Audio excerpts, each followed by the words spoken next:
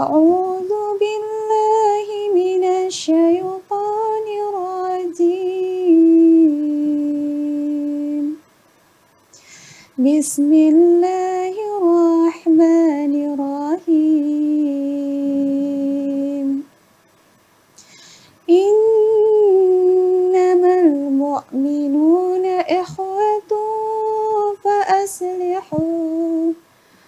فأصلحوا بين أخويكم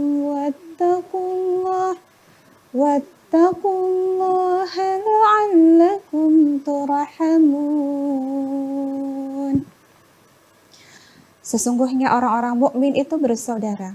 Karena itu damaikanlah antara kedua saudaramu yang berselisih dan bertakwalah kepada Allah agar kamu mendapat rahmat. Sadaqallahul azim. Sadaqallahul azim. Subhanallah, adem banget ya pemirsa. Kembali lagi bersama kami di Senja Berkah, pasti berkah. Dan luar biasa banget ya, tadi kita sudah mendengar alunan gitu ya, yang syahdu dari Bu Ustazah. Adem banget. Nah, tadi Al-Hujurat ya Bu Ustazah ya. Itu tuh makna dari Quran suratnya surat apa Al-Hujurat sih? ayat 10. Ayat 10. Gimana tuh maknanya Bu? Itu adalah ayat yang menjelaskan tentang bagaimana setiap Muslim itu adalah bersaudara, ya.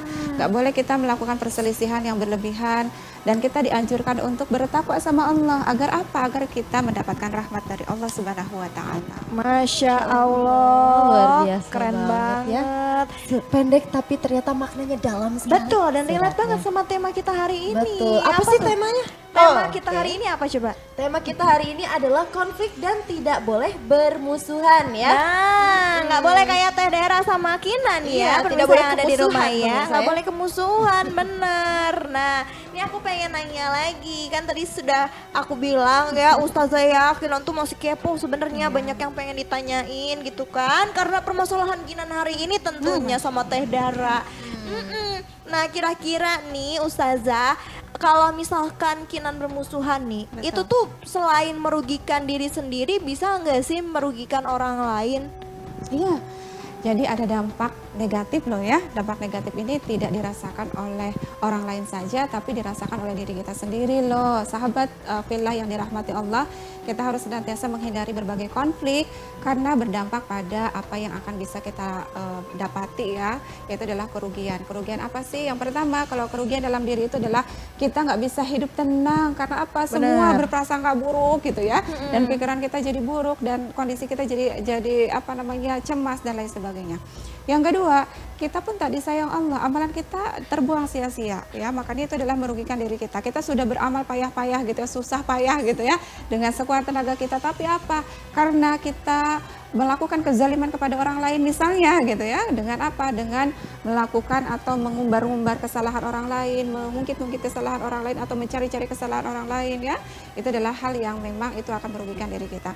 Kemudian merugikan orang lain bagaimana? Orang lain pun nanti tidak akan suka kepada kita gitu ya, atau bahkan usaha dan waktu kita pun akan menjadi terbuang sia-sia. Maka kita harus menjauhi berbagai hal yang mendapatkan peristiwa-peristiwa yang nantinya mendapatkan konflik yang begitu luar biasa, yang timbulnya akhirnya adalah permusuhan. Itu adalah hal yang tidak diperkenankan dalam Islam gitu ya. Waduh, Nggak impactnya boleh. ternyata banyak ya Teh Iya, Dara. bisa ngerugiin segalanya gitu ya. Diri sendiri, orang lain. Pasti, dan kehidupan kita pun jadi nggak tenang kata Benar. Bu Ustazahnya. Betul. Nah, ngomong-ngomong Bu Ustazah, ada hikmah nggak sih di balik larangan agama untuk bermusuhan ini?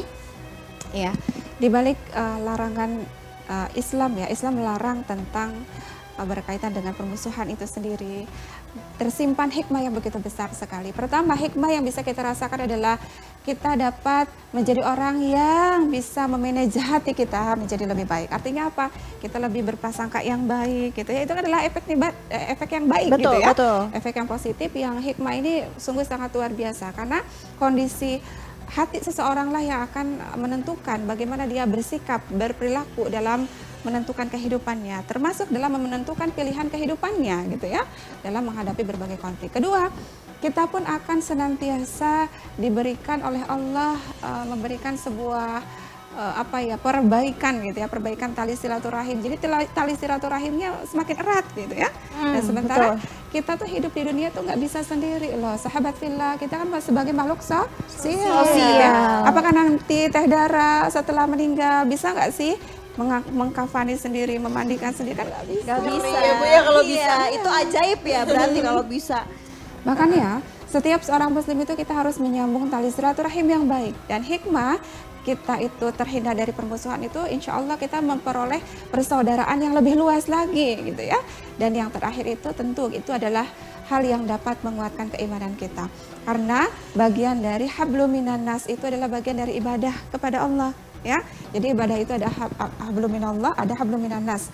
Ada ibadah langsung berhubungan kepada Allah, ada ibadah yang langsung berhubungan dengan manusia. Jadi menjalin hubungan baik dengan manusia itu adalah bagian dari ibadah kita kepada Allah Subhanahu wa taala. Waduh, Masya Allah. Luar biasa sekali juga hikmahnya ya. Betul, dan Teh Dara nih kalau misalkan nih orang-orang kan pada bilang kamu musuhan tuh gara-gara nggak ada kasih sayang, kamu nggak punya rasa kasih nggak sayang. gitu ya. Betul. Nah, Kinan pengen tahu konsep kasih sayang buat menghindari konflik tuh kayak gimana sih Ustazah? Ada salah satu pesan Nabi Muhammad SAW yang mengatakan bahwa irham man fil ar, yarham man fis sama. Apa tuh artinya? Apa tuh, Ini bagus sekali gitu ya. Kita harus senantiasa saling menyayangi terhadap apa-apa yang ada di muka bumi ini. Insya Allah yang ada di langit itu akan ikut menyayangi kita. Wah, Masya ya ampun, Allah. menyenangkan Jadi sekali. kalau kita memiliki rasa kasih sayang yang kuat ya terhadap siapa, bukan hanya terhadap manusia, tapi terhadap makhluk Allah ya, kemudian tumbuhan, hewan dan lain sebagainya. Insya Allah kita pun menjadi orang yang senantiasa disayangi oleh penduduk langit nanti. Didoakan yang baik, Mau insya Allah. banget, ya ampun. Kau cat lover nggak? Cat lover nggak? Iya, aku Bisa cat lover tuh, nah, banget. sayangin binatang juga bisa ya Bu ya. Semua aku Betul, kalau insya Allah. sayangi binatang boleh, kalau sayangi ini doi nggak boleh ya, lagi puasa ya nggak boleh ya. Ya boleh aja, tapi doi binatang juga. Waduh, nggak boleh kan, kita harus boleh ya. harus menyayangi semua manusia, gimana sih? Nggak Makhluk bermusuhan ya. bermusuhan. Oke. Lanjut nah Bu. Apa sih resiko yang dihadapi seseorang ketika hidup dalam keadaan bermusuh-musuhan? Oh iya benar. Kalau resiko yang kita ambil ketika hidup dalam dalam keadaan bermusuhan ya, itu adalah resikonya adalah kita dijauhi oleh orang-orang ya, karena sifat-sifat yang buruk itu pasti mendatangkan keburukan juga. Tapi kalau sifat-sifat orang baik itu insya Allah akan mendatangkan kebaikan. Kenapa? In ahsantum li anfusikum. Karena Allah mengatakan bahwa kebaikan yang kita lakukan itu bukan untuk orang lain ya, tapi kebaikan yang kita lakukan itu akan kembali lagi pada diri kita. Begitupun dengan keburukan. Makanya kita nggak boleh mengambil salah satu resiko yang paling besar, yaitu adalah kita sadar gitu ya bahwa kita melakukan permusuhan secara terang-terangan ya, kemudian perselisihan, kemudian apalagi ya pertengkaran, perkelahian dan lain sebagainya. Islam tidak mengajarkan demikian ya, maka kita harus senantiasa bersikap sabar. Apa kata Rasulullah? Sabar. Afdalul iman itu as-sabru was-samahah. Apa tuh? Jadi keutamaan iman itu adalah yang sabar dan pemaaf. Dua kunci itu yang bisa menjadikan kita ya memiliki hati yang lebar luas sekali dalam memahami atau menghadapi berbagai konflik.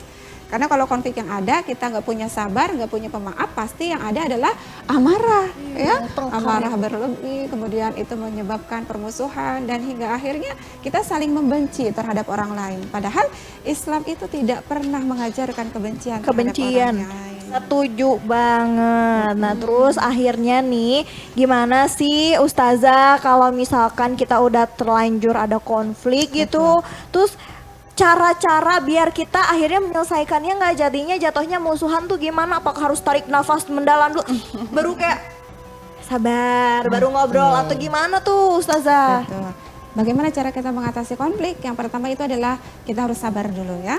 Sabar ini masalahnya apa dulu? Kita harus berpikir dengan pikiran yang jernih ya, nggak boleh pikiran yang tidak dipikir terlebih dahulu ya. Ini kita harus berpikir dua kali, ini nanti kalau kita melakukan hal ini dampaknya itu apa gitu ya. Maka menjadi orang yang berilmu itu adalah penting sekali. Ketika kita menjadi orang yang berilmu, maka kita akan mampu menuntun amal-amal kebaikan dalam kehidupan kita. Tapi ilmu dan iman inilah yang senantiasa memandu amal soleh dalam kehidupan kita.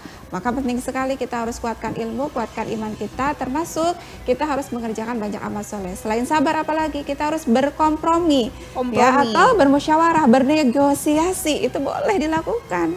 Untuk apa? Untuk mencari solusi bersama, ya, sehingga tidak ada kesalahpahaman antara kedua belah pihak, ya, sehingga kita sama-sama ikhlas, sama-sama ridho, dan sama-sama mencapai tujuan yang sama. Gitu. Masya Allah, luar biasa sekali ya. Masih banyak banget nih yang bakal bisa kita bahas ya. Bener-bener. Banyak banget, Seru udah banget. jadi daging banget nih ya. Nah tapi ditahan dulu ya Bu Ustazah, Kinan ditahan dulu karena ada yang mau lewat dulu. Waduh, Oke. boleh. Dan pemirsa di rumah, kalau misalnya kamu mau nanya-nanya juga boleh banget ya. Nggak cuman Kinan dan Dara yang boleh tanya-tanya ke Bu Ustazah. Kamu bisa langsung aja hubungi kami di 0813 9447 7912. Dan jangan kemana-mana karena kami akan kembali lagi di Senja Berkah. Pasti berkah.